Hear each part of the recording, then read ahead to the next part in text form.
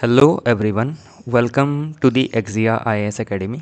तो चलिए देखते हैं कौन से इम्पोर्टेंट न्यूज़ आर्टिकल हैं जो रेलेवेंट रहने वाले हैं अपकमिंग एग्ज़ाम के लिए। तो स्पेशली ये जो भी एनालिसिस है UPSC as well as other state PCS के लिहाज से इम्पोर्टेंट रहेगा। और इसमें आपको मैं डिफरेंट आर्टिकल का जो समरी है और वो कैसे डिफरेंट पेपर के पॉइंट ऑफ व्यू से इन मेंस और प्रीलिम्स के लिहाज से कैसे इम्पोर्टेंट रहेगा वो बताने की कोशिश करूँगा।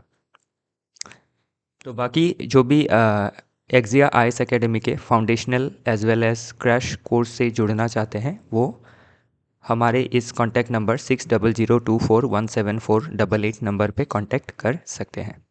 तो इसमें फाउंडेशनल कोर्स और इसमें स्पेशली जो एपीएससी सीसी 2025 का एग्ज़ाम है टेंटेटिवली 1 जून को शेड्यूल्ड है, तो उसके लिए ये क्रैश कोर्स लॉन्च किया जा रहा है स्टार्टिंग फ्रॉम 1 अप्रैल। तो इससे भी आप जुड़ सकते हैं। बाकी फर्दर डिटेल्स के लिए आप कांटेक्ट कर सकते हैं 6002417488 नंबर पे। सेम नंबर ही है, तो इसमें आप कांटेक्ट करके एडमिशन डिटेल्स कलेक्ट कर सकेंगे। तो चलिए अब देखते हैं क्या कहता है आज का पहला आर्टिकल। तो आज का जो पहला आर्टिकल है ये वुमेन के राइट्स के हित में बात करता है। तो स्पेशली ये एक्सेस टू एबॉर्शन के बारे में है। तो इसमें अभी जब एबॉर्शन का टॉपिक आता है तो उसमें हमें इसमें 3 डायमेंशन को देखना होता है। पहला तो वुमेन का राइट, दूसरा इसमें जो लीगल एंगल है, जो लॉ है हमारे देश में, और तीसरा इसका एक एथिकल पॉइंट देखना होता है कि वेदर आपका एबॉर्शन इज़ एथिकल और अनएथिकल। अगर एथिकल है तो कैसे एथिकल है, और अनएथिकल है तो कैसे अनएथिकल है। तो कंक्लूसिवली इसको एथिकल या अनएथिकल नहीं कहा जा सकता है। तो इसीलिए क्या है, हमें ये आर्टिकल देखना ज़रूरी है। तो एथिक्स में इस टॉपिक से आप एथिक्स में क्वेश्चन एक्सपेक्ट कर सकते हैं about abortion, about women's bodily liberty और बॉडीली फ्रीडम। इसके बाद आप जीएस पेपर 2 में इसका लीगल डायमेंशन देख सकते हैं, और जीएस पेपर 1 में सोसाइटी में भी वुमेन एम्पावरमेंट रिलेटेड टॉपिक में इस क्वेश्चन का जिक्र इन फ्यूचर आप देख सकते हैं। और ओवरऑल आपको ये जो भी लॉ है, इसका जो भी प्रोविजन है, इनको देखना ज़रूरी हो जाता है फ्रॉम प्रीलिम्स पर्सपेक्टिव। तो चलिए थोड़ा बहुत समझने की कोशिश करते हैं। तो इसका लीगल फ्रेमवर्क अगर देखा जाए तो जो एमटीपी एक्ट है 1971, the medical termination of pregnancy act 1971, जिसको अमेंड भी किया गया 2021 में, और इसके रिगार्डिंग एक जजमेंट भी आया सुप्रीम कोर्ट का इन 2022। तो चलिए देखते हैं ये सभी चीज़ें क्या दर्शाती है।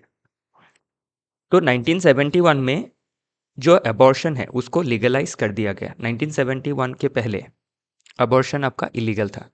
तो अंडर स्पेसिफिक कंडीशन क्या किया जा सकता है, मैटरनल मोर्टालिटी को रिड्यूस करने के लिए एबॉर्शन को अलाउ कर दिया गया लॉ के द्वारा। तो 2021 का जो अमेंडमेंट था उसका हाईलाइट आप देख सकते हैं कि up to 20 weeks 1 registered medical practitioner जो है वो अबॉर्शन कर सकते हैं अप टू 20 वीक्स, मतलब एक रजिस्टर्ड डॉक्टर के द्वारा किया जा सकता है। अगर 20 से 24 वीक्स के अंदर करना हो एबॉर्शन तो उसमें 2 आरएमपी लगेंगे, 2 रजिस्टर्ड मेडिकल प्रैक्टिशनर का ज़रूरत होगा। तो ये आपका 20 टू 24 जो वीक है इसमें आपका कौन कौन से जो केसेस है उसमें ये अलाउ किया जाएगा। अगर कोई सर्वाइवर ऑफ रेप है, माइनर है, तो ऐसे केसों में क्या किया जाएगा, आपका एबॉर्शन को अलाउ किया जाएगा बाय, और उसको कौन ऑपरेट करेगा, 2 registered medical practitioner, up to 20 weeks 1 registered medical practitioner. तो ऐसे क्वेश्चन क्या है प्रीलिम्स में पूछी जाती है। इसका जो लीगल एस्पेक्ट है स्टेटमेंट वाइज पूछा जा सकता है। तो इसमें 20 की जगह आपका 15 लगा दे सकता है, और इसमें 20 टू 24 के जगह 24 टू 30 दे सकता है। तो इन चीज़ों को आपको ध्यान से देखना होगा। अगर बियॉन्ड 24 वीक्स हुआ, 24 वीक के बाद, तो only if diagnose with substantial fetal abnormalities. तो कोई अगर जो फीटस होता है आपके यूटेरस में, उसमें अगर कोई मेडिकल एबनॉर्मलिटीज दिखी कि फीटस में कोई आपका एबनॉर्मलिटी है जिसके वजह से जो फीटस है वो जब बर्थ लेगा तो उसमें क्या होगा, बेबी में डिफॉर्मिटी रहेंगी। तो उसके लिए क्या है, एक मेडिकल बोर्ड रहेगा। मेडिकल बोर्ड के कंसिडरेशन के बाद ही जो अबॉर्शन है उसको करवाया जा सकता है, अगर मेडिकल बोर्ड ग्रीन सिग्नल दे तो ही। तो अभी इसमें क्या है, मेडिकल बोर्ड के हाथ में जो वुमेन का जो बॉडीली राइट होता है उसको छोड़ दिया गया है। तो ये पॉइंट में थोड़ा क्रिटिसिज्म देखने को आपको मिलेगा बाद में। फिर जो लैंडमार्क सुप्रीम कोर्ट जजमेंट था 2022 तक, तो उन्होंने क्या किया, जो वुमेन का टर्म था उसको एक्सपेंड किया अंडर दिस MTP एक्ट 1971, और इसमें to include unmarried women also. तो पहले ये मैरिड वुमेन के लिए था, बाद में इसको अनमैरिड वुमेन के लिए भी एक्सटेंड किया गया। और अबॉर्शन का राइट रहेगा अप टू 24 वीक्स। और उसके बाद क्या होगा, बियॉन्ड 24 वीक्स अगर अबॉर्शन करवाना है तो मेडिकल बोर्ड का परमिशन लगेगा। और ये तभी किया जा सकता है अगर आपका जो फीटस है उसमें कोई एबनॉर्मलिटीज़ है, जो प्रेग्नेंट लेडी होगी उनके फीटस में जो एबनॉर्मलिटी दिखेंगी तो ही किया जा सकता है, अदरवाइज नहीं किया जा सकता है। अगर वुमेन चाहे तो भी नहीं किया जा सकता है। तो अभी इसमें प्रॉब्लम क्या है, जो आर्टिकल 21 है वो राइट टू लाइफ को इंक्लूड करता है, जिसमें आपका रिप्रोडक्टिव ऑटोनॉमी के बारे में भी आ जाता है कि एक वुमेन का जो बॉडी है उनका बॉडीली ऑटोनॉमी रहना चाहिए कि उनको बेबी बर्थ देना है या नहीं। तो अभी देख सकते हैं बियॉन्ड 24 वीक वुमेन खुद डिसाइड नहीं कर सकती है, मेडिकल बोर्ड ही डिसाइड करेगा। तो इसमें क्या है, एक लीगल एथिकल राइट का कॉन्सेप्ट सभी इसमें आ जाती है।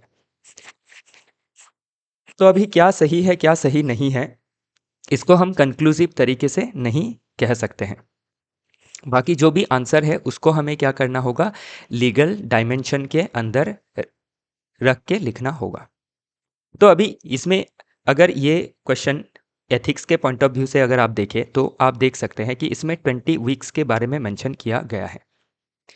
तो अभी बेबी का जो लाइफ होता है, जब एक मदर कंसीव करती है, कंसीव करने के 1 से 2 महीने के अंदर ही जो फीटस होता है उसका जो हार्ट है वो धड़कना चालू हो जाता है।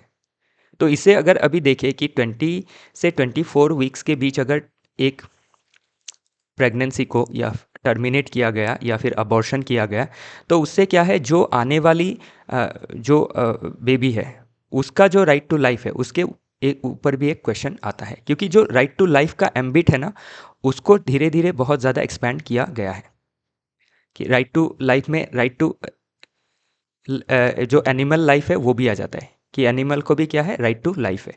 तो इसमें अभी क्या है, एक तो right to life and personal liberty के तहत जो मदर है उनका बॉडीली ऑटोनॉमी, बॉडीली इंटीग्रिटी इसमें प्रोवाइड किया गया है। प्लस इसमें अगर देखा जाए जो फीटस है उसका भी राइट टू लाइफ स्टार्ट हो जाता है कि जब वो उनका दिल धड़कने लगता है फीटस स्टेज में आफ्टर 1-2 मंथ। तो इसमें अगर उनको अबॉर्शन किया जाए तो इसमें भी क्या है, एक ये मर्डर की तरह ही कंसिडर किया जा सकता है अगर एथिकली देखा जाए तो इसमें क्या है, बहुत सारी आपकी डायलेमास है, लीगल एंड एथिकल। तो ये सभी चीज़ें क्या है आपको समझनी जरूरी रहती है। नेक्स्ट ध्यान दीजिएगा, जो IPC सेक्शन 312 और 316 है वो क्रिमिनलाइज करता है अबॉर्शन को। अगर ये MTP जो आपका medical termination of pregnancy act है इसके बाहर अगर किया जाए तो अभी इसके अंदर क्या है कि आपका जो भी अबॉर्शन करवाना है वो अप टू 20 वीक्स आपका 1 रजिस्टर्ड मेडिकल प्रैक्टिशनर होना पड़ेगा। अनरजिस्टर्ड किसी ने किया तो ये क्या होगा, आपका क्रिमिनल एक ऑफेंस हो जाएगा। तो यही बातें इसमें जिक्र की गई हैं। और इसमें स्पेशली ये जो आपका बियॉन्ड 24 वीक्स है उसमें पूरा जो ऑटोनॉमी है वो मेडिकल बोर्ड के ऊपर छोड़ दिया गया है। तो इससे क्या हो रहा है, जो आपका मदर है जो कंसीव कर चुकी है उनका जो आर्टिकल 21 है वो वायलेट हो रहा है। तो इसी के बारे में ये आर्टिकल बात करता है कि वुमेन का जो रिप्रोडक्टिव ऑटोनॉमी है, जो बॉडीली राइट्स है या बॉडीली ऑटोनॉमी है, उसको प्रोटेक्ट करना ज़रूरी है। लेकिन अभी देखिए, इसमें आप कंक्लूसिवली ये नहीं बोल दे सकते हैं कि इनका बॉडीली ऑटोनॉमी अगर प्रोटेक्ट किया तो जो लाइफ आने वाला है उसका क्या होगा। क्या उनको जो लाइफ पनप रही है उसको टर्मिनेट करना आफ्टर 24 वीक्स मर्डर नहीं होगा क्या? मतलब ये एक सवाल है इसमें। ओके, तो उसी के बारे में ये आर्टिकल बात करता है। तो कहीं ना कहीं इसमें क्या है, आपको ये इन चीज़ों को एथिकली हैंडल करना होगा। तो ये एग्ज़ाम के जीएस पेपर 4 में क्वेश्चन पूछा जा सकता है। बाकी इसमें आपका क्या लीगल रिफॉर्म लेने हैं, क्या रिफॉर्म लेने हैं मेडिकल बोर्ड में, ये इसमें मेंशन किया गया है। ओके, तो इसको आप देखिएगा एक बार। चलिए देखते हैं अगला article, the judiciary between a rock and hard place moment. तो स्पेशली अभी इसमें क्या हुआ, जो आपके दिल्ली में जो फायर इंसिडेंट हुआ था, दिल्ली के आपके एक जज के घर में जिनका नाम था आपका जस्टिस यशवंत वर्मा। तो इससे क्या है, अभी जुडिशरी के अंदर जो अपॉइंटमेंट का प्रोसीजर है उसको लेके पूरा सवाल खड़ा हो गया है। और इसमें जो नेशनल जुडिशियल अपॉइंटमेंट कमेटी जो लाया गया था 2014 में, जिसमें आपका एक अपॉइंटमेंट कमेटी बनाया जाएगा, और उस अपॉइंटमेंट कमेटी, वो अपॉइंटमेंट जो कमेटी है वो क्या करेगी, जो एग्जिस्टिंग कॉलेजियम सिस्टम है उसको रिप्लेस कर देगा। तो अभी कॉलेजियम सिस्टम क्या है, ये आपका एक बॉडी है comprising chief justice of India and 4 senior most जजेस ऑफ सुप्रीम कोर्ट, जो क्या करती है, आपका सुप्रीम कोर्ट, हाई कोर्ट के जजों को अपॉइंट करती है। तो अभी इस कॉलेजियम सिस्टम को क्या है, इस समय पे क्रिटिसाइज किया जा रहा है कि जो कॉलेजियम सिस्टम है, जो अपॉइंटमेंट इनिशिएट करती है, जिनको चुनती है, वो व्यवस्था जो है वो बहुत ही आपका ओपेक है, मतलब ट्रांसपेरेंसी कम है, उसमें नेपोटिज्म का चांसेस रहता है, और उसमें अकाउंटेबिलिटी कम होने की पूरी संभावनाएं रहती है। तो ये थोड़ा क्रिटिकली एनालाइज किया गया है कि जो एनजेएससी था, नेशनल जुडिशियल अपॉइंटमेंट कमीशन, वैसा कुछ व्यवस्था होना चाहिए। तो अभी एनजेएससी को सुप्रीम कोर्ट ने क्यों नल एंड वॉइड करार किया या फिर अनकॉन्स्टिट्यूशनल करार दिया, कि ये एनजेएससी क्या कर रही है, जो सेपरेशन ऑफ पावर है, एग्जीक्यूटिव और जो जुडिशरी के बीच सेपरेशन होना चाहिए, और जुडिशरी का जो ऑटोनॉमी होना चाहिए, उसको वॉयलेट कर रही है। इसीलिए इस बिना पे एनजेएससी को स्ट्राइक डाउन कर दिया गया था। तो अभी सवाल ये आ रहा है कि जो अभी का कोलेजियम सिस्टम है उसमें क्या है, मेरिट्स तो है नो डाउट, इंडिपेंडेंस जो है जुडिशियल का वो इंटैक्ट रहता है, फिर आपका जो कंटिन्यूटी है जुडिशियल फिलोसफी में उसको कंटिन्यू बनाए रखती है। लेकिन उसमें प्रॉब्लम क्या है, ये ओपेक है, lacks clear sanction selection criteria, allegation of nepotism भी रहता है जिसको अंकल जज सिंड्रोम कहा जाता है, ट्रांसपेरेंसी कम है, पब्लिक स्क्रूटिनी कम है। तो इसके लिए अगर एनजेएससी को लाया गया था, तो अभी एनजेएससी में भी क्या है, एग्जीक्यूटिव का इन्फ्लुएंस देख सकते हैं। तो इसीलिए क्या किया गया है इसमें स्पेशली, जस्ट अ मिनट, तो भाई प्रशांत भूषण जी, उन्होंने प्रपोज किया है कि एक फुल टाइम जेएसी होना चाहिए, जुडिशियल अपॉइंटमेंट कमीशन, और उसमें ना तो आपके एग्जीक्यूटिव इंटरफेरेंस होने चाहिए और ना ही जुडिशियल इंटरफेरेंस होना चाहिए। तो ऐसा एक कमेटी बनाया जाना चाहिए जिसमें क्या हो, रिटायर्ड जजेस हो, इमिनेंट जो सिटीजन्स है उनको इंक्लूड किया जाए, और independent of government and judiciary ये बनेगा, क्योंकि इसमें रिटायर्ड जजेस रहेंगे, जो सर्विंग जजेस है वो नहीं रहेंगे। तो जुडिशरी का इंटरफेरेंस नहीं रहेगा, और एग्जीक्यूटिव मेंबर इसमें नहीं रहेंगे, कोई मिनिस्ट्री इसमें नहीं रहेगी, कोई लीडर ऑफ अपोजिशन नहीं रहेगा, उसकी जगह रिटायर्ड जजेस एंड इमिनेंट सिटीजन्स रहेंगे। तो इससे क्या है, जो जुडिशियल अपॉइंटमेंट है उसमें क्लैरिटी लाया जा सकता है, ट्रांसपेरेंसी लाया जा सकता है, और उससे क्या है, जो जुडिशरी में आपके जो एलिज्ड करप्शन का केसेस सामने निकल के आया है उसको कम किया जा सकता है। और इसी के साथ ये भी कहा गया है कि एक जुडिशियल आपका कंप्लेंट्स कमीशन भी बनाना चाहिए। तो इसको प्रपोज किया है भाई प्रशांत भूषण साहब। तो इसमें जुडिशियल जो कंप्लेंट कमीशन होगा ये क्या करेगी, एड्रेस करेगी करप्शन के जो चार्जेस है, जो एलिगेशंस है, विदाउट रिक्वायरिंग पार्लियामेंट्स इन्वॉल्वमेंट। तो इसमें क्या होगा, जो इन्वेस्टिगेशन होगा, जो एडजुडिकेटरी बॉडी होंगी वो इंडिपेंडेंट रहेंगी फ्रॉम गवर्नमेंट इंटरफेरेंस। तो इससे क्या है, जुडिशरी में जो आपके लैक ऑफ ट्रांसपेरेंसी का एलिगेशंस रहता है, लैक ऑफ अकाउंटेबिलिटी का एलिगेशन रहता है, ओपेसिटी का एलिगेशन रहता है, नेपोटिज्म का एलिगेशंस रहता है, उसको कम किया जा सकता है। तो ये आर्टिकल अभी क्या है, मेंस के लिहाज से इम्पॉर्टेंट रहेगा स्पेशली। ओके, बाकी आप इसमें सुप्रीम कोर्ट के जजेस को कैसे अपॉइंट किया जा सकता है, कैसे किया जाता है, कौन से आर्टिकल है, आर्टिकल 124 है, तो इन चीज़ों को देखना ज़रूरी हो जाता है। इसी के साथ आपका आर्टिकल 136 क्या है, स्पेशल लीव पिटिशन, आर्टिकल 142 क्या है, टू डू कंप्लीट जस्टिस, तो ये सभी चीज़ें देखनी ज़रूरी रहेंगी। तो इसमें आर्टिकल 124, 217 फॉर हाई कोर्ट, ये सभी चीज़ें इसमें मेंशन की गई हैं। तो इसको देखना ज़रूरी रहेगा, ये प्रीलिम्स के पॉइंट ऑफ व्यू से। और ओवरऑल जुडिशरी के अंदर आपका ओपेसिटी को दूर करने के लिए, अकाउंटेबिलिटी को और स्ट्रेंथन करने के लिए, नेपोटिज्म को दूर करने के लिए कौन सी व्यवस्थाएं ली जा सकती है, इसके ऊपर क्या है, इन फ्यूचर एक क्वेश्चन बन सकता है। तो इसमें ये क्वेश्चन देख सकते हैं, judicial independence is critical to democratic constitutionalism. तो कॉन्स्टिट्यूशन को प्रोटेक्ट करने के लिए from executive interference, legislative interference independent होना ज़रूरी है। लेकिन जुडिशियल इंडिपेंडेंस के साथ ही जुडिशियल जो अकाउंटेबिलिटी है, ट्रांसपेरेंसी है, उसको भी इंटैक्ट रखना ज़रूरी है।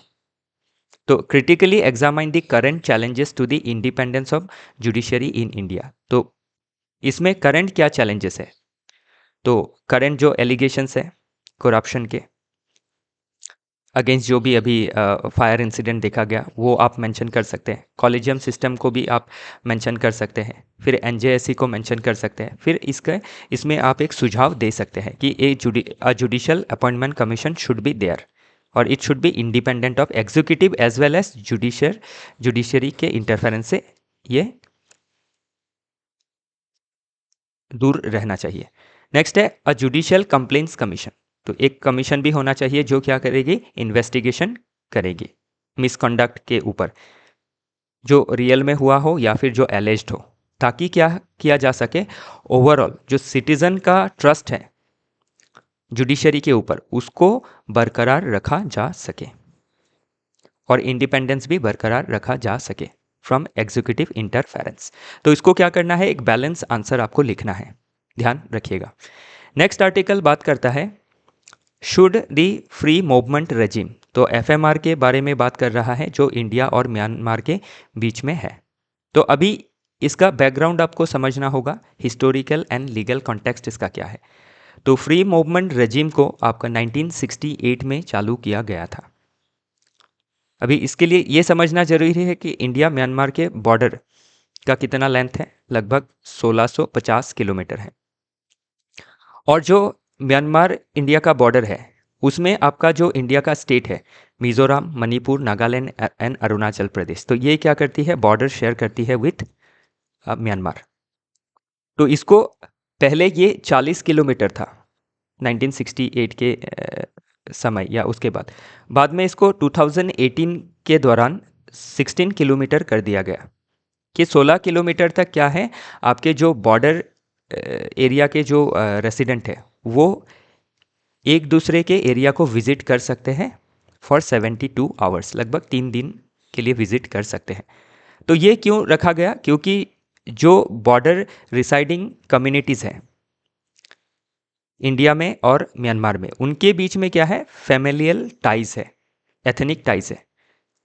तो उस टाइज को बरकरार रखने के लिए फ्री मूवमेंट रेजिम लाया गया था। लेकिन अभी हाल ही में 2024 में ये अनाउंस किया गया कि जो फ्री मूवमेंट रेजिम है उसको रेस्ट्रिक्ट किया जाएगा और जो बॉर्डर है ओपन बॉर्डर उसको फेंसिंग भी किया जाएगा बाय 2030 to 35 के अंदर पूरा फेंसिंग कर दिया जाएगा। तो इससे क्या है, जो एक आपके कल्चरल टाइज है, एथनिक टाइज है, फैमिलियल टाइज है, उसमें इम्पैक्ट पड़ेगा। और जो इकोनॉमिक सस्टेनेंस है बॉर्डर कम्युनिटीज़ का, उसमें भी ये इम्पैक्ट करेगा। तो इसके लिए अभी इसमें एक मिडिल पाथ निकालने की बात की जा रही है। तो अभी अगर हिस्टोरिकल इसका बैकग्राउंड देखें तो आप देख सकते हैं कि जो एंग्लो बर्मिश वार हुआ था 1824 to 26, उसके बाद ट्रीटी ऑफ यानडाबू हुआ।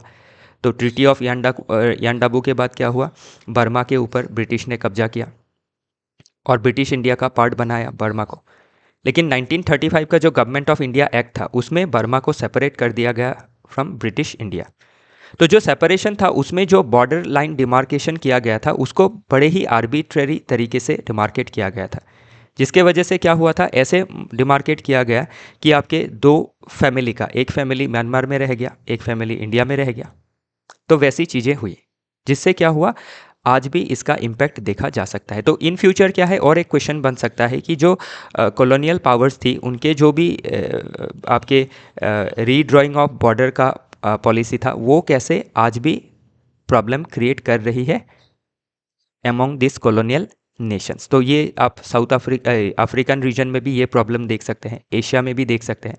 तो एशिया में आप साउथ एशिया में between India Pakistan, India Bangladesh, तो इंडिया पाकिस्तान के बीच में जो रेड क्लिफ बाउंड्री है उसको क्या किया गया, टेबल में ही ड्रॉ कर दिया गया, ग्राउंड रियलिटी को देखा ही नहीं गया। जिससे क्या है, ऐसा भी हुआ था कि एक इंसान का घर दो पार्ट में है कि बीचों बीच डिवाइड हो गया।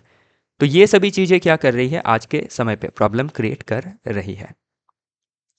तो इसमें अगर फ्री मूवमेंट रेजिम बंद कर दिया गया तो जो एथनिक टाइज है, फेमिलियल टाइज है, उसमें क्या इम्पैक्ट पड़ेगा, इकोनॉमिक सस्टेनेंस में क्या प्रॉब्लम आ सकता है, उसके रिगार्डिंग ये आर्टिकल बात करता है। तो इसमें यह भी कहा गया है कि एक मिडिल पाथ लेना ज़रूरी है। नो डाउट बॉर्डर सिक्योरिटी भी ज़रूरी है, कंट्री का जो इंटीग्रिटी है, सोवरेनिटी है, जो सिक्योरिटी है, उसको बरकरार रखने के लिए। लेकिन जो आपके कल्चरल डायमेंशन है उसको भी देखना ज़रूरी है, जो एथनिक डायमेंशन है उसको भी देखना ज़रूरी रहेगा। तो उसी के रिगार्डिंग ये आर्टिकल बात करता है। अभी ध्यान रखिएगा, फ्री मूवमेंट रेजिम के बारे में प्रीलिम्स में सीधा सीधा क्वेश्चन पूछा जा सकता है, फिर मेंस में भी क्वेश्चन पूछा जा सकता है, और एप्लीकेशन बेस्ड क्वेश्चन पूछेगा आपको। सीधा सीधा ये पूछेगा कि फ्री मूवमेंट रेजिम को बंद करने का जो प्लान है टू मेंटेन सिक्योरिटी, क्योंकि जो मणिपुर में जो आपका एथनिक वायलेंस देखा जा रहा है उसके पीछे क्या है, फ्री मूवमेंट रेजिम को भी बहुत दूर तक जिम्मेदार ठहराया जा रहा है। और फिर आपका जो क्रॉस बॉर्डर इलीगल इन्फिल्ट्रेशन, फिर जो ड्रग स्मगलिंग का प्रॉब्लम है, ह्यूमन ट्रैफिकिंग का प्रॉब्लम है, ये भी फ्री मूवमेंट रेजिम की वजह से आपका इंक्रीज हुआ है। क्योंकि इसको तो अच्छा मोटो रख के किया गया था, लेकिन जो आपके क्रिमिनल एलिमेंट है वो इसको मिसयूज़ करते हैं। लेकिन अभी उसकी वजह से क्या हो रहा है, जो इसका राइट पर्पस है वो डिफीट हो जाएगा, तो उसको डिफीट नहीं होने देना है। तो आपको इसमें भी एक क्या है, मिडिल पाथ रख के ही आंसर लिखना है कि आपका जो लोकल कम्युनिटी है, जो एथनिक इंटीग्रेशन है उसको भी इंश्योर किया जाए, और जो आपका इलीगल इन्फ्लक्स है उसको रोका जाए, जो सिक्योरिटी थ्रेट है उसको कम किया जाए, जो इलीगल थ्रेट है उसको भी कम किया जाना चाहिए। ओके, तो एक बैलेंस के रख के लिखिएगा इसको। Next, the flawed push for a third language. तो थर्ड लैंग्वेज को लेके बहुत दशकों से क्या है, इंडिया के पॉलिटी में ये एक हॉट डिबेट है। तो अभी इसमें क्या है, जो थ्री लैंग्वेज फार्मूला है स्पेशली एजुकेशन में, तो वो उसका जेनेसिस अगर आप देखें तो 1968 का जो एजुकेशन पॉलिसी था उससे आया। उसके बाद क्या किया, जो थ्री लैंग्वेज पॉलिसी है स्पेशली जो साउदर्न स्टेट है उन्होंने इसको एक्सेप्ट नहीं किया। उन्होंने दो लैंग्वेज जो पॉलिसी है उसी को एक्सेप्ट किया, एक तो local language to protect to protect identity, और इंग्लिश को लिया ताकि जो ग्लोबल कंपटीशन है उसके साथ compete किया जा सके। और जो थर्ड लैंग्वेज फार्मूला है कि एक लोकल लैंग्वेज के जगह और एक आपका इंडियन लैंग्वेज को रखना होगा, तो उसमें अभी क्या है, साउथ इसको ऐसे देखती है कि ये हिंदी का इम्पोजिशन है, और इससे अभी क्या हो रहा है, एजुकेशन में भी असर पड़ रहा है कि स्टूडेंट को दो लैंग्वेज सीखने में ही बहुत समय लगता है। और अगर थर्ड लैंग्वेज को इम्पोज किया जाएगा या फिर कोई स्टेट खुद से भी अडॉप्ट करती है, तो इससे क्या होगा, एक तो ह्यूमन रिसोर्स का प्रॉब्लम आएगा क्योंकि थर्ड लैंग्वेज पढ़ाने के लिए वैसा इंफ्रास्ट्रक्चर, टीचर्स की ज़रूरत होगी, और क्या होगा, रिसोर्स आपका डाइवर्ट होगा। तो इसकी जगह इसमें ये आर्ग्यूमेंट दिया जा रहा है कि थर्ड लैंग्वेज की जगह जो बाकी प्रोडक्टिव सब्जेक्ट है उनको पढ़ाया जाए, जैसे साइंस, टेक्नोलॉजी, इंजीनियरिंग, मैथमेटिक्स के लिए मैथमेटिक्स के स्किल पे छोटे से ही ध्यान दिया जाए, जिससे बच्चे क्या करेंगे, इन फ्यूचर ह्यूमन रिसोर्स की तरह आगे बढ़ेंगे। और जो अगर किसी को थर्ड, फोर्थ, फिफ्थ जितना भी लैंग्वेज सीखना है वो खुद से भी सीख सकते हैं, क्योंकि आजकल डिफरेंट डिजिटल टूल जैसे एआई का इस्तेमाल करके भी सीखा जा सकता है। प्लस इसमें एक आपका एम्पेरिकल एविडेंस भी दिया गया है कि एग्जिस्टिंग जो लैंग्वेजेस है उसमें परफॉर्मेंस कैसा है। तो इसमें नैश का रिपोर्ट है, असर का रिपोर्ट है, पेसा का रिपोर्ट है। तो इसमें दिखाया गया है कि 50% of class 8 students struggled with reading and writing in their first and second languages. तो 50% जो बच्चे हैं क्लास 8 के, वो स्ट्रगल कर रहे हैं दो लैंग्वेज को सीखने में ही, दो को ही नहीं सीख पा रहे हैं।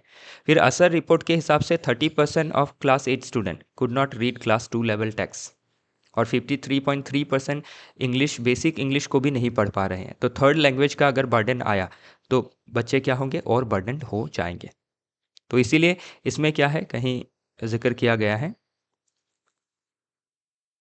कि आपका जस्ट अ मिनट, ये कि फाउंडेशनल लिटरेसी एंड न्यूमेरिसी में ज़्यादा ध्यान दिया जाए, स्टेम में ध्यान दिया जाए, कोडिंग, एआई, क्रिटिकल थिंकिंग, इनमें ध्यान दिया जाए, ना कि थर्ड लैंग्वेज में। तो ये थोड़ा क्रिटिकली एनालाइज कर रहा है। तो इसको क्या करना है, आपको चीज़ों को देख के एक बैलेंस आंसर लिखना होगा। नेक्स्ट आर्टिकल बात करता है US defence ties, India needs to keep its eye open. तो कल हमने देखा था एक आर्टिकल कि जो आपका हॉल जो तेजस मैक 1A लाइट कॉम्बैट एयरक्राफ्ट को डेवलप कर रही है, तो उसमें जो इंजन लग रहा है वो आपका जीई एरोस्पेस जो यूएस बेस्ड कंपनी है उसका इंजन लग रहा है, इंजन वो सप्लाई कर रहे हैं। तो इसे अभी यही कहा गया है कि जो टाई है उसमें ध्यान रखा जाए खुले आँख से।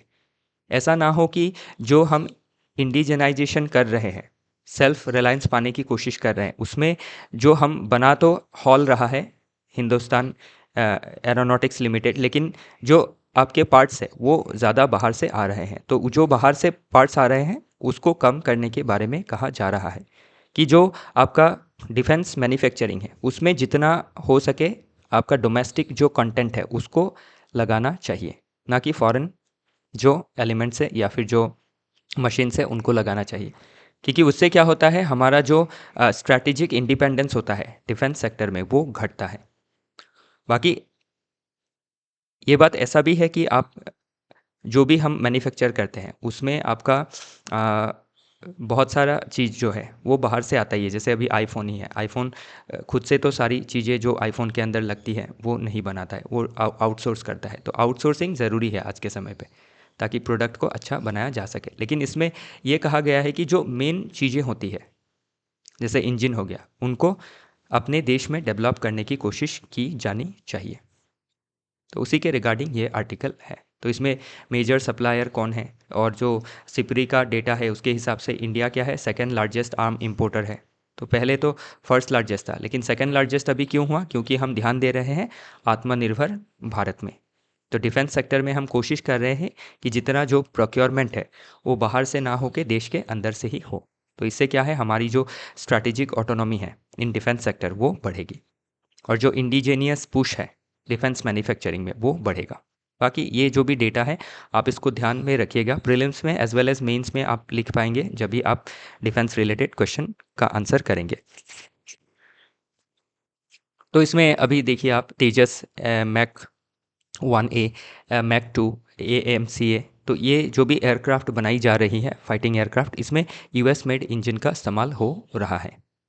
और पास्ट में भी आप देख सकते हैं हिस्टोरिकली यूएस के ऊपर जो ज़्यादा रिलाई करता है उसको बाद में दिक्कत आती है। इसीलिए इसमें कहा गया है कि यूएस अनरिलायबल है। तो आज के समय पे जो एग्जाम्पल है वो भी दिया गया है कि नेटो के जो एलाई है उनको अभी अंडरमाइन किया जा रहा है। पाकिस्तान को भी डंप कर दिया गया पोस्ट अफगानिस्तान, जो आपका अफगानिस्तान से यूएस जब बाहर हो गया तो पाकिस्तान को भी डंप कर दिया गया। नहीं तो इतने दिन पाकिस्तान के साथ एक अच्छा एलाई था, क्योंकि पाकिस्तान क्या कर रहा था, यूएस के प्रॉक्सी के हिसाब से काम कर रहा था अफगानिस्तान में फॉर सीकिंग यूएस इंटरेस्ट। फिर अभी यूरोप एंड यूएस का जो रिफ्ट है वो भी आप देख सकते हैं कि वाइडन हो रहा है। तो यही सभी चीज़ें इसमें मेंशन की गई हैं कि इंडिया के साथ भी ऐसा प्रॉब्लम इन फ्यूचर हो सकता है। तो US friendship are not forever. Even international relation में कोई भी फ्रेंड या कोई भी एनिमी क्या है, हमेशा के लिए नहीं रहता है। वो नेशनल इंटरेस्ट के साथ क्या हो जाता है, चेंज हो जाता है। इसका एक्सेप्शन भी है, जैसे इंडिया पाकिस्तान का रिलेशन ख़राब है तो ख़राबी है। फिर चाइना के साथ जो हमारा ट्रस्ट डेफिसिट आ गया आफ्टर 1962 वो अभी इंटैक्ट है। फिर रशिया के साथ हमारा जो रिलेशन है वो पोस्ट इंडिपेंडेंस कुछ दिन तक तो ठीक नहीं था, लेकिन आफ्टर आपका 1971 जब हमने 20 इयर्स फ्रेंडशिप ट्रीटी किया, फिर 1991 में उसको रिन्यू किया, और आज के समय पे भी हमारा रिलेशन रशिया के साथ अच्छा है। तो अच्छे डायमेंशंस भी आप देख सकते हैं इसमें। ओके, चलिए देखते हैं अगला आर्टिकल। तो अगला आर्टिकल बात करता है कि क्लाइमेट चेंज की वजह से कैसे एग्रीकल्चर के ऊपर इम्पैक्ट पड़ रहा है और फार्मर्स के लाइवलीहुड को ये कैसे इम्पैक्ट कर रहा है। तो इसके लिए जो क्लाइमेट चेंज है उसमें हम हमारा जो एग्रीकल्चर है वो कैसे अडाप्ट कर सकता है by technological intervention by using indigenous knowledge system. तो इसमें आपका स्पेशली आप देख सकते हैं कि आज के समय पे जो इरेटिक रेनफॉल है इसके वजह से क्या हो रहा है, एग्रीकल्चर पे इम्पैक्ट पड़ रहा है। तो इरेटिक रेनफॉल की वजह से क्या है, अभी इंडिया का जो एग्रीकल्चर है वो 50% रेनफेड है, रेन के ऊपर डिपेंडेंट है। फिर आपका आज के समय पे क्या है, सॉइल सेलेनाइजेशन का प्रॉब्लम बढ़ रहा है। तो अभी क्या है, सॉल्ट टॉलरेंट क्रॉप को डेवलप करना है। फिर बहुत से जगह में ड्रॉट का प्रॉब्लम देखा जा रहा है, तो ड्रॉट रेजिस्टेंट क्रॉप का डेवलपमेंट ज़रूरी है।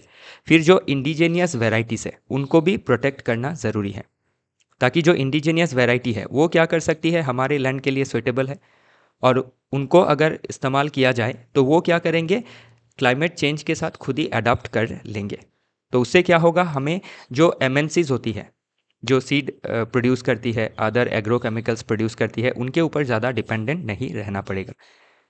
जैसे बायर है, कॉर्टेवा है, तो इन पे ज़्यादा डिपेंड नहीं रहना पड़ेगा। तो इसमें सेल्फ डिपेंडेंस के बारे में कहा गया है कि जो क्लाइमेट चेंज है उसके अगेंस्ट फार्मर्स का जो रेजिलियंस है उसको बढ़ाना चाहिए through domestic measures and measures by farmers, कि फार्मर्स को भी अपना मेजर्स लेना है और उसके लिए गवर्नमेंट को क्या करना है, फार्मर्स को हेल्प करना है। तो यही सभी चीज़ें इसमें मेंशन की गई हैं। तो इसमें डिफरेंट स्कीम दी गई है जो आप मेंस में सब्सटेंशिएट कर सकते हैं। दूसरा जो भी स्कीम है वो प्रीलिम्स में पूछी जा सकती है। नेक्स्ट आर्टिकल बात करता है it will take a clear fiscal strategy to pave our path to Viksit Bharat.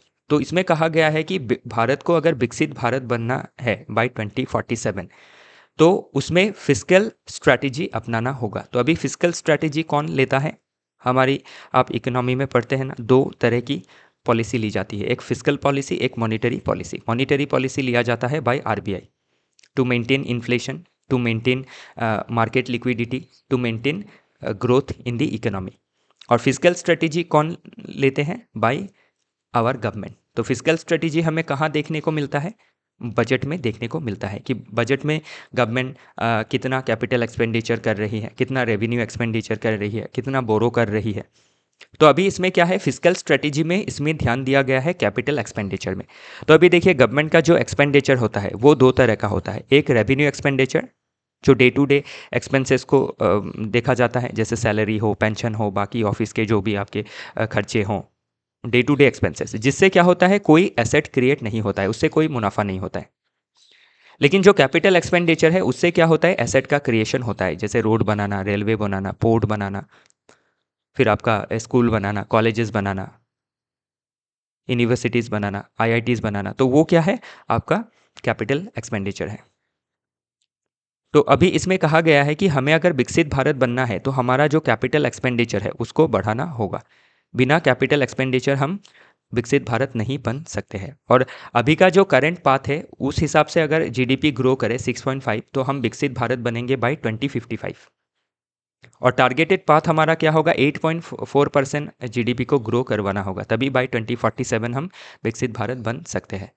और इसमें करंट जो बेसलाइन है उसको भी दिखाया गया है कि अभी का पर कैपिटा इनकम कितना है। 2023 का डेटा है $2540।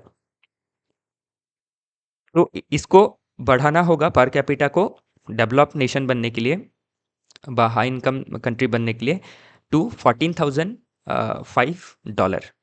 गैप कितना है, $11,000 का गैप है, तो इसको कम करना होगा। और पॉपुलेशन ग्रोथ भी कितना कर रही है, पर एनम 1% ग्रोथ कर रही है। तो अभी क्या ग्रोथ रेट चाहिए, जो अभी इसमें दिखाया वो इसमें मेंशन किया गया है।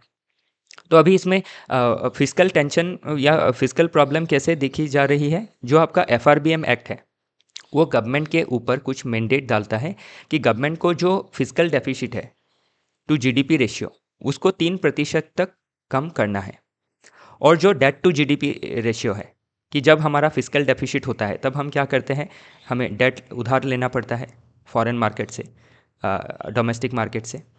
तो अभी जो हमारा डेट टू जीडीपी रेशियो है, तो जीडीपी के तुलना में हमारा डेट कितना है, लगभग 60%, 58% कुछ ऐसा है, लेकिन 60% आप इसको मान सकते हैं। तो गवर्नमेंट ने क्या टारगेट रखा है कि 50% तक हमें इसको लाना है।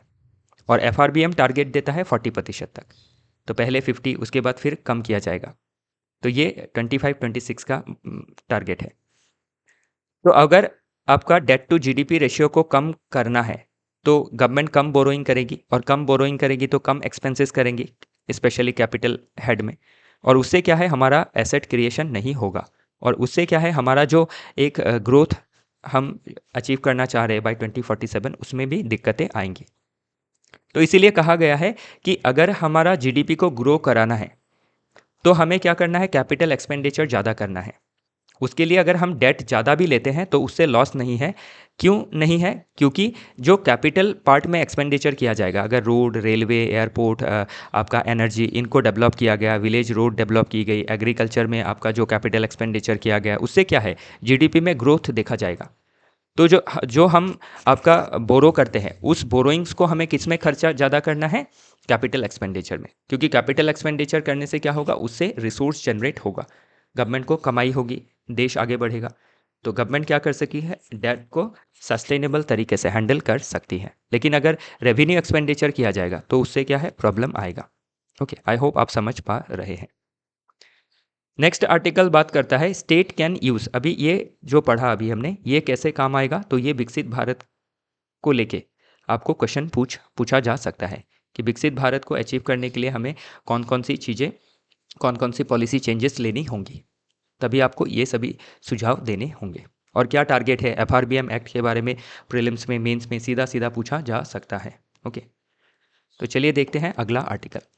अगला आर्टिकल बात करता है state can use artificial intelligence for inclusive growth and governance. तो इंक्लूसिव ग्रोथ के लिए और गुड गवर्नेंस के लिए या ई गवर्नेंस के लिए कैसे हम AI का इस्तेमाल कर सकते हैं, उससे आपका कैसे इंक्लूसिव डेवलपमेंट इंश्योर किया जा सकता है। तो इसमें पहले तो स्टार्ट किया है with NITI Aayog fiscal health index, जो 2025 में आपका पब्लिश किया गया था। इसमें सभी स्टेट का फिस्कल हेल्थ इंडेक्स नहीं देखा गया था, लगभग 18-19 ऐसा कुछ स्टेट का देखा गया था।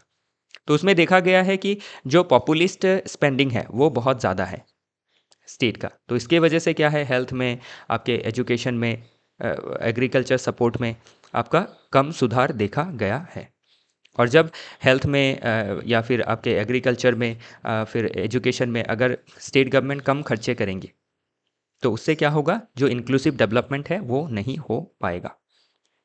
तो इसीलिए क्या है, जो स्टेट गवर्नमेंट है उनको टेक्नोलॉजिकल इंटरवेंशंस लेने चाहिए, जैसे AI का इस्तेमाल करना चाहिए डिफरेंट सेगमेंट में। जैसे हेल्थ में अगर AI का इस्तेमाल किया जाता है तो उससे क्या है, फास्ट डायग्नोसिस किया जा सकेगा, फास्ट मेडिसिन का डिस्कवरी किया जा सकेगा, जो मेडिसिन है उसको रीपर्पस किया जा सकेगा, और क्या है, टारगेटेड तरीके से सभी को एक्सेस दिया जा सकेगा। तो इसमें कहा गया है कि कैसे AI ड्रिवन इंटरवेंशन जो है एजुकेशन में लिया जाए। तो उसमें क्या क्या आपकी सहूलियत आ सकती है। पर्सनलाइज एडाप्टिव लर्निंग हो सकता है, predictive analytics for drop out risk को कम किया जा सकता है, टीचर्स को सपोर्ट दिया जा सकता है, उनका क्वालिटी इन्हांस किया जा सकता है। एग्रीकल्चर में सैटेलाइट इमेजिन के ज़रिए पूरा जो फील्ड है उसको एसेस किया जा सकता है। क्रॉप का जो क्वालिटी है उसको प्रिडिक्ट किया जा सकता है। पेस्ट का फोरकास्टिंग किया जा सकता है थ्रू यूजिंग एआई।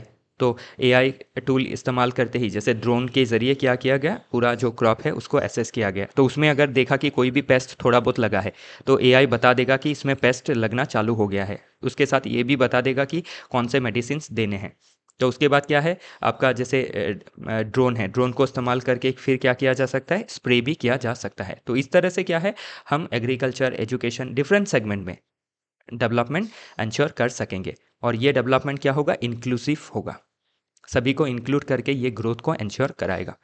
तो टेक्नोलॉजी को एनाबलर की तरह देखना है इंक्लूसिव डेवलपमेंट के लिए। तो ध्यान रखिएगा, इन फ्यूचर इंक्लूसिव ग्रोथ के लिए और गुड गवर्नेंस के लिए कैसे एआई का इस्तेमाल किया जा सकता है उसके बारे में पूछा जा सकता है। तब आपको क्या करना है, इन हेडिंग्स में ये सभी चीज़ों को मेंशन करना होगा।